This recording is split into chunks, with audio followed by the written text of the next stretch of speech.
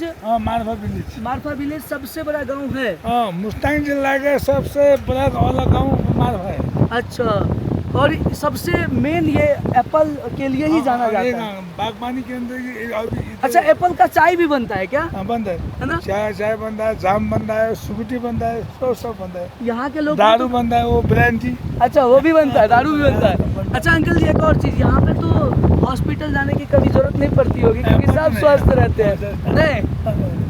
बहुत बहुत धन्यवाद। देखिए ये गांव है मारफा विलेज, बहुत बहुत धन्यवाद अंकल जी। और ये गांव में हम लोग समय घूमे हैं, बहुत अच्छा लगा है वाकई, बहुत प्यारा गांव है। आप लोग भी कभी आते हैं तो आइए, घूमिए। And this video will help you कि आपको यहाँ पे कैसे आना है। आइए, आराम से आइए, घूमिए, बहुत अच्छे अच्छे लोग हैं, आराम से जा सकते हैं। और देखिए कैसे जीवन यापन होता है, ऐसे लोग होते हैं, ऐसे लोग आते जाते हैं यहाँ पे, बहुत मेहनती लोग होते हैं। मुझे सबसे आश्चर्य ये लगता है, मेहनत बहुत करते हैं।